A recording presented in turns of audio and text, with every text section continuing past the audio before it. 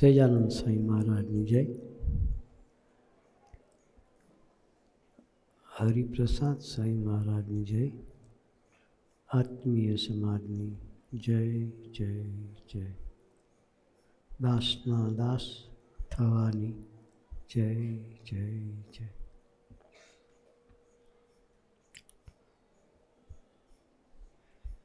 વલસાડની ધરતી પર તમારા બધાના દર્શન કરી ખૂબ આનંદ થયો.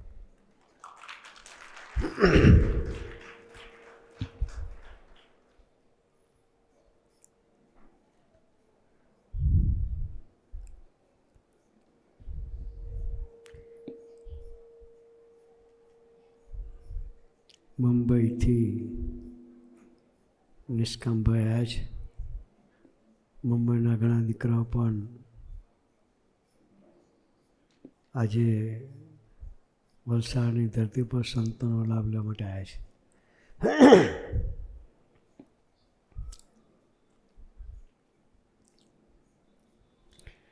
નિષ્કામભાઈએ ભગવાન સ્વામિનારાયણની સુપ્રીમસીની અદ્ભુત વાતો કરી આપણને.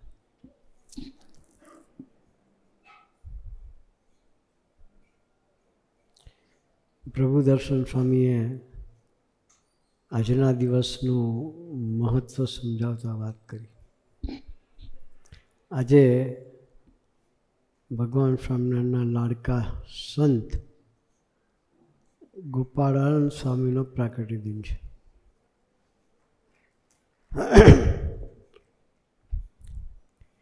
ગોપાલ સ્વામીના જીવન બી વાત કરી. ગ્રહણની ગતિને પણ અટકાવી શકે એવા પવિત્ર સંત ગોપાળાનંદ સ્વામી હતા.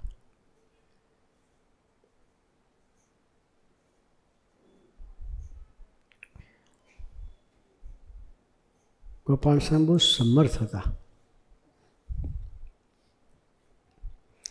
બહુ નાની ઉંમર હતી. સાધુ થતાં પહેલાં એનું નામ હતું ખુશાલ ભટ્ટ.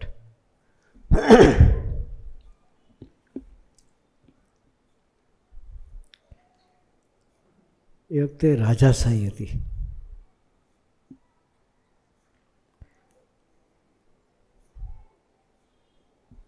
ટોડલાના એ સમયના જે રાજા હતા એણે બ્રાહ્મણો ઉપર ટેક્સ નાખેલો. ગોરપોદું કરે બ્રાહ્મણો, જે આવક થાય એની ઉપર પણ ટેક્સ નાખ્યો. કંપની હોય, ફેક્ટરી કમાતા હોય એને ટેક્સ નાખે તો બરાબર, પણ ગોરપોદું કરીને કમાયા હોય ને એની પર ટેક્સ ભરવાનું થાય તો બધા બ્રાહ્મણો મૂંઝાયા. બ્રાહ્મણો બધા મૂંઝાયા કે આપણે લોટ માગીને લાવતા હોઈએ ને એમાં ટેક્સ આપવાનો હોય તો. બ્રાહ્મણો ભેગા થઈને વિચાર કે શું કરવું જોઈએ. એ વખતે ખુશાલ ભટ્ટ બહુ નાની ઉંમર. બધાને ખબર કે આ દીકરો બહુ સમર્થ છે. બે ભેગા થઈને ખુશાલ ભટ્ટને વાત કરી કે અહીંના રાજાએ બ્રાહ્મણો ઉપર કર નાખ્યો છે, આપણે કઈથી કર ચૂકવવાના કે. ખુશાલ ભટ્ટ કે તમે કોઈ ચિંતા કરતા નહીં, કાલે સવારે રાજા એનો કર માફ કરી દેશે. શું કે ઓથેન્ટિકલી વાત કરવાની, રાજાની સામે ચેલેન્જ મારવાની. આ નાનું છોકરું મોટો હોય, મૂછો બૂછો હોય ને દાદાગીરીથી કરાવે વસ્તુ જુદી છે, પણ નાનું છોકરું એણે શું કહ્યું, કાલે સવારે રાજા આપણી પરથી કર ઉપાડી લેશે. એ તો એક જગ્યાએ ધ્યાનમાં બેસી ગયા. ધ્યાનમાં બેસી અને રાજા સહિત પ્રજાએ સહિત બધાના નાડી પ્રાણ કંટ્રોલ કરી દીધા. બધાના નાડી પ્રાણ કંટ્રોલ કરી દીધા. એટલે દરેકને ઝાડા પેશાબ બધું બંધ કરી દીધું. ઝાડા પેશાબ બંધ થાય તો શું થાય? સવારથી આપણે પાણી પીધું હોય અને સાંજ સુધી નીકળે નહીં તો કેટલી અકળામણ થાય. ટોયલેટ જ ના લાગે તો તમે 3 ટાઈમ ખાઓ અને ખાડે ન લાગે તો. એટલે બધાના ઝાડા પેશાબ બંધ કરી દીધા. એવા ગોપાળન સર એટલે એણે રાજાને પણ થોડાક અકળાઈ ગયા. ઝાડા પેશાબ બંધ થાય એટલે રાજા હોય કે પ્રજા હોય, શરીર તો દરેકને વાલું છે. શરીર પર કંઈ પણ થાય તો આપણને દર્દ થાય ને થાય. અને રાજા પણ બે બાકડા થઈ ગયા. એના સભાસદોને બધાને બોલાવ્યા. પૂછ્યું કે મને આવી તકલીફ છે કે શું કરવું જોઈએ? ત્યારે સભાસદના જે વજીર ને બધા બેઠા એ બધા કે અમને પણ તકલીફ છે કે સવારના અમે પણ પેશાબ ગયા નથી, આ નળ બધા ભરાઈ ગયા છે કે પેટ સાફ થયું નથી કે સંડાસ જવાતું નથી, પેશાબ જવાતું નથી. પછી સભાસદની સામે પબ્લિક બેઠી હતી, એ લોકોએ કહ્યું કે અમારે ઝાડા પેશાબ બંધ થઈ ગયા છે કે. તો રાજા કે શું કરવું જોઈએ, કેમ આવું થયું કે? એમાંથી કે કોઈ ડાયો માણસ હશે એને ઊભા થયા અને રાજાને કહ્યું, રાજાજી એક વાત કરું? તો કે શું છે કે કહો? તો કે તમે બ્રાહ્મણો પર ટેક્સ નાખ્યો છે કે? એને લઈને બધા બ્રાહ્મણો ભેગા થયા, મીટિંગ કરી અને એ લોકોએ કંઈક કર્યું છે કે બધાના ઝાડા પેશાબ બંધ થઈ ગયા છે. તો કે કોણ એવું છે ઝાડા પેશાબ બંધ કરવું? તો કે એક નાનો દીકરો છે, એ થોડો સિદ્ધ છે કે એણે આવું કર્યું છે કે. રાજા કે આપણે એને મળીએ કે.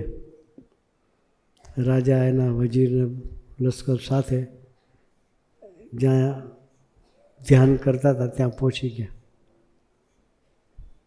પૂછ્યું કે તમે શું કરો છો કે? તો ભગવાનને તમે ધ્યાન કરું છું. પછી વાત કરી કે અમને બધા આવી તકલીફ થઈ શકે, તો કે તમે ગરીબ બ્રાહ્મણો પર ટેક્સ નાખ્યો છે એ માફ કરો તો તમારું ઝાડા પેશાબનો ખુલાસો થાય કે તમે આ જે કર નાખ્યો છે એ માફ કરો તો તમારો ઝાડા પેશાબનો ખુલાસો થાય. પછી રાજાએ ફરમાન કર્યું કે બ્રાહ્મણ ઉપર નાખેલો કર આપણે માફ કરીએ છીએ. તો કે એવું નહીં, લખાણમાં સોનાના પત્તા પાણી રાજા વજન વાંધો ક્યારે ફરી જાય કે નક્કી નહીં કે સોનાના પત્રા પર લખાણ કરાવડાયું કે લખાણમાં આપો કે. લખાણ કર્યું, માફી પત્ર આવ્યો. પછી કહ્યું કે હવે અમે ભગવાનને પ્રાર્થના કરીએ છીએ કે તમારા બધાનો ખુલાસો થશે, જલ્દી લોટો લઈને ઉપડો કે. જેને વિશ્વાસ નહોતો રાખ્યો એને કપડાં બગાડ્યા, જેને વિશ્વાસ રાખ્યો લોટો લઈને ગયા એને બિચારા. પણ આવા સમર્થ સંત હતા, આવા સમર્થ સંત હતા. ભગવાન સ્વામિનારાયણ આવા સમર્થ સંતોના પણ ભગવાન હતા. નિષ્કામભાઈએ 2 પ્રસંગ આપણને કીધા, બ્રહ્માનંદ સ્વામીનો અને પ્રેમાનંદ મહારાજનો. એ રાજા મહારાજાઓના કવિ હતા, શીઘ્ર કવિ. ગમે ત્યારે ભજન બનાવે તો ઇન્સ્ટન્ટ બનાવે. એ કોઈને માથું નમાવે નહીં. બુદ્ધિનું પ્રભાવ હોય ને, માથું નમાવે. ને રાજા મહારાજા આખું શરીરમાં 5-5 કિલો તો સોનું હોય. રાજા રાજી થઈ જાય તો પોતાના ગળામાં જે હાર હોય આપી દે. એ 5 કિલો હાર ભેગા કરેલા, કેટલા? પિત્તળના નહીં, હા, સોનાના. એવા સમર્થ કવિ હતા. એને ભગવાન સ્વામિનારાયણની ખ્યાતિનો ખ્યાલ આવ્યો કે આવા બધા ભગવાન કહે છે કે લાવ જોઉં તો ખરો કેવા ભગવાન છે, શું છે. ભગવાનને મળવા જાય છે. એણે પણ સંકલ્પ કર્યો કે મારું નામ દઈને બોલાવે તો હું માનું કે ભગવાન છે. પછી ભગવાને એને જ્યારે ગયા ત્યારે નામદન બોલાયા. એને પ્રતીતિ થઈ પણ બુદ્ધિ બહુ. એટલે ભગવાન સ્વામિનારાયણ ભાઈને આજ્ઞા કરી કે અમે જે દરબારગઢમાં રહ્યા છીએ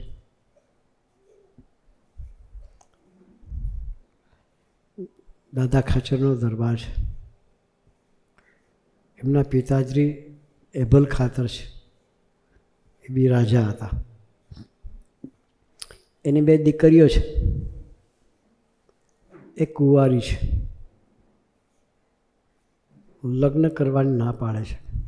શું કે એ બંને દીકરીઓ લગ્ન કરવાની ના પાડે છે. તો તમે એને સમજાવો કે રાજાની દીકરી થઈ અને લગ્ન ન કરે તો રાજમાં શોભા ના કહેવાય. કે એટલે બ્રહ્માંડ સાહેબ એ વખતે સાધુના કપડામાં નહીં, સમજાવવા માટે ગયા. આખા શરીરે સોના મોર પહેરેલા હતા અને પોતાની વાકચાતુરી તો હોય જ. રાજા મહારાજને જે રીઝવતા હોય તો એને બહેનોને કન્વિન્સ કરતાં કેટલી વાર લાગે. જે રાજા મહારાજાઓને કન્વિન્સ કરતા હોય તો દીકરીઓને કન્વિન્સ કરતાં કેટલી વાર લાગે. એને તો આમ ચપટીની વાર હતી. મહારાજે કે મારે આમ સમજાવી દઈશ. કે શું કે મહારાજ હું તો દીકરીઓને આમ સમજાવી દઈશ. કાલ સવારે કે મામીર ત્યાં કરાવો. કે ભગવાન જાણતા હતા એટલે મોકલ્યા. બહેનોને બધી રીતે સમજાયા. પછી બહેનોએ ધીરેન કહ્યું કે અમારી એક વાત સાંભળશો. કે તમારી વાત અમે સાંભળી કે અમારે લગ્ન કરવા જોઈએ. હવે અમારી એક વાત તમે સાંભળશો. એમ કરીને બહેનોએ જે કથા કરી તેને શાંખ કરાવી દીધો. શું કરાવી દીધો? જગત નાશવંત છે. જે માણસને અમે પરણીશું એ કાયમ ધરતી પર રહેવાનું નથી. કે પાછળથી પણ કે અમારે એકલા રહેવાનું થાય જ. કે તો અત્યારે તો અમે જેની સાથે સગપણ કરવા માગીએ છીએ તો ભગવાન છે. હરિવરનું સગપણ સાચું. કે એમ કરીને જે કથા કરી, તમે કે આ અલંકાર પહેરીને બેઠા છો, કે તમારી સાથે કોઈની વૃત્તિ ખેંચાણી એ પાપ કોને લાગશે. કે પેલા બહેનો સાંખ્યોગ્ય એટલે બ્રાઉન કલરના કપડાં પહેરતા હતા. કે તમે તો રાજની દીકરીઓ છો, સારા કપડાં જરિયાન વસ્ત્રો પહેરવા જોઈએ એ બધું સમજાવ્યું હતું. તો એણે એની ઉપરથી વાત કરી કે તમે આટલા બધા ઘરેણાં બધું પહેર્યું છે કે તમારામાં કોઈનું રૂપ ખેંચાશે એ પાપના ભોગી કોણ થવાનું. એ બધી વાતો કરીને બ્રહ્માંડ સ્વામિનારાયણ શાંત થઈ ગયો અને ભગવાન સ્વામિનારાયણ આગળ પહોંચ્યા. જેટલા ઘરેણાં પહેર્યા હતા બધું ઉતાર્યા. મહારાજજી, મહારાજ મને સાધુ બનાવો કે. શું કે? મહારાજ મને સાધુ બનાવો. પછી મહારાજ એને સાધુ બનાવે છે. પણ શીઘ્ર કવિ હતા. ગમે ત્યારે ભજન ગાવાનું થાય, બનાવવાનું થાય તો તમે વાત કરતાં કોઈ ભજન બનાવી દે ચાલુમાં અને ગાઈ પાડે. એવા શીઘ્ર કવિ હતા. પણ મહારાજે આવા બધા સિદ્ધ સંતોને ભેગા કરેલા. તો એ ભગવાન કેવા હશે, કેવા સર્વોપરી હશે.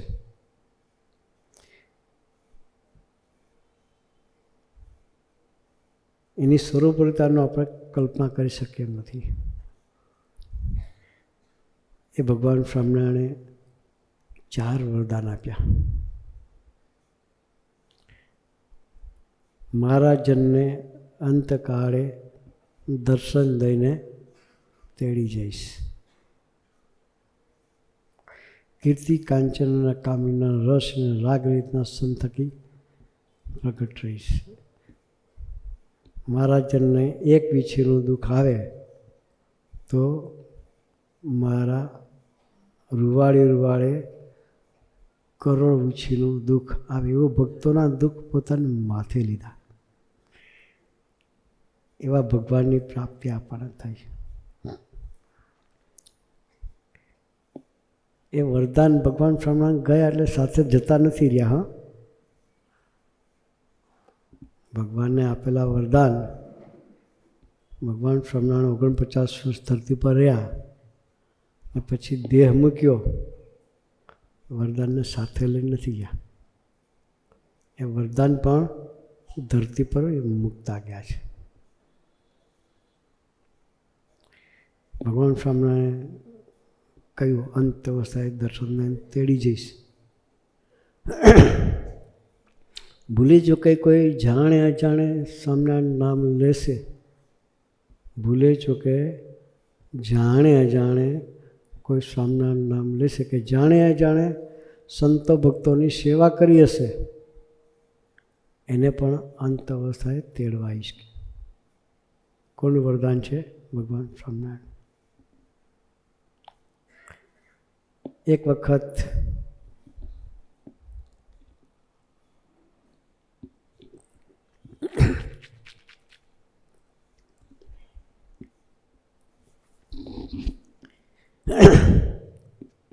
ભગવાન સ્વામિનારાયણ ગઢડાની ધરતી પર મંદિરની શરૂઆત કરતા હતા. મંદિરના પાયા ખોદાય, પછી પાયા ખોદાય પછી અંદર રોડા કોન્ક્રીટ થાય. સિવિલનું કામ કરતા એને ખબર હોય એ પાયા ખોદાય, રોડા કોન્ક્રીટનું કામ ચાલતું હતું. અને એક માજી એ મંદિરના પાયાની બાજુમાંથી પસાર થતા હશે. એક કૂતરું પાછળ પડ્યું માજીની. ભસતું. આપણી પાસે કૂતરું પડે તો શું કરીએ? લાકડી હોય તો લાકડી ઠોકીએ, ને કાંઈ ના હોય તો વાંકા વળીએ. નહીં? શું કરીએ? વાંકા વળીને પગે લાગીએ. કૂતરાને પગે લાગે નહીં? પથ્થરો ઉપાડીએ. શું કરીએ? પથ્થરો ઉપાડી એટલે કૂતરું આમી નહીં જાય. ખબર પડી જાય આ મારી પર આવશે. તે માજીએ એ જ કર્યું. હા, કૂતરું પાછળ પડ્યું એટલે વાંકા વળ્યા, પથ્થરો ઉપાડ્યો, કૂતરા બાજુ ફેંક્યો. એ પથ્થરો ગબડતો મંદિરના પાયામાં પડ્યો. શેમાં પડ્યો? મંદિરના પાયામાં પડ્યો. હવે માજીએ ભક્તિભાવથી, મહિમાથી, ઉમંગથી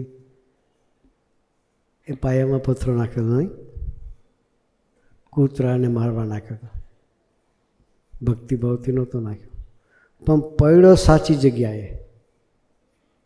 કઈ જગ્યાએ પડ્યો? સાચી જગ્યાએ પડ્યો. જ્યારે માજીની અંત અવસ્થા આવી ત્યારે ભગવાન સ્વામિનારાયણ માજીને દર્શન આપ્યા. માજી કે માજી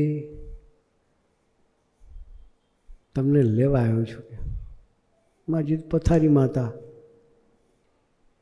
ઊભા થવાતું નહોતું, છેલ્લી અવસ્થા હતી. માજી કે તમે કોણ? દેખાડી કામ કરે.